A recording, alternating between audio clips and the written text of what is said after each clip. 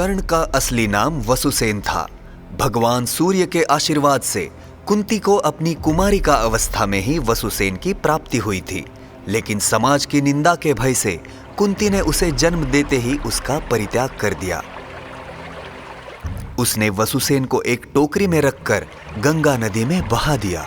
ये टोकरी बहते हुए हस्तिनापुर के समीप एक सारथी अधिरथ को मिली, जिसने उसे उठाया।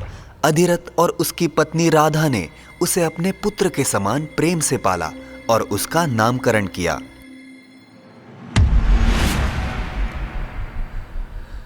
वसुसेन का बचपन साधारण नहीं था।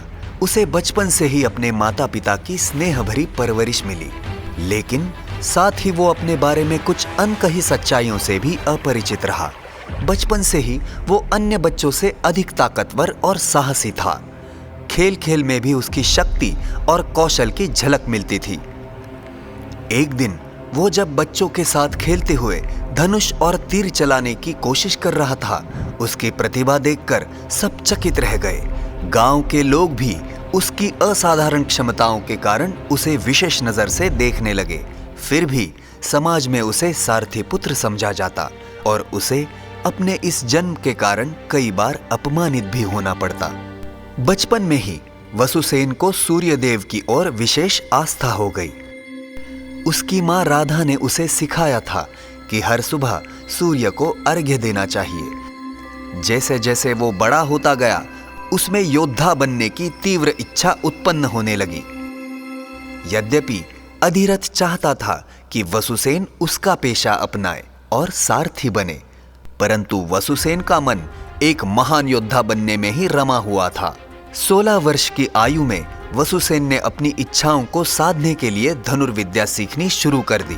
उसने गुरु द्रोणाचार्य से शस्त्र विद्या की शिक्षा प्राप्त करने की कोशिश की, परंतु द्रोणाचार्य ने उसे शिक्षा देने से मना कर दिया।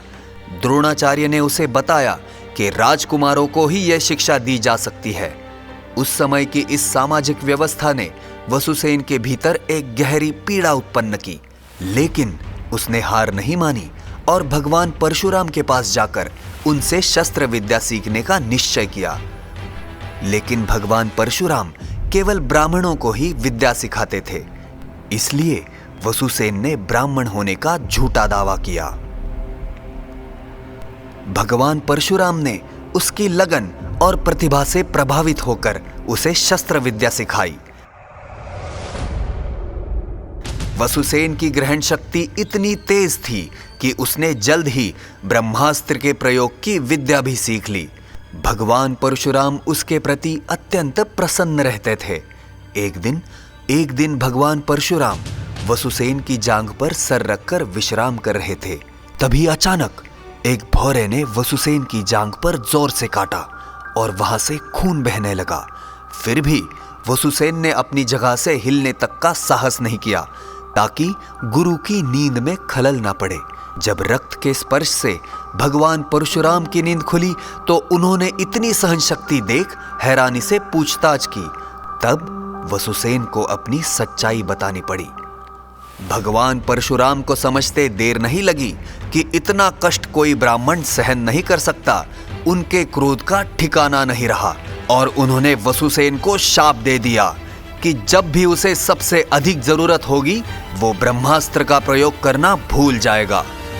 वसुसेन इस शाप से अत्यंत निराश हो गया और घर लौट आया।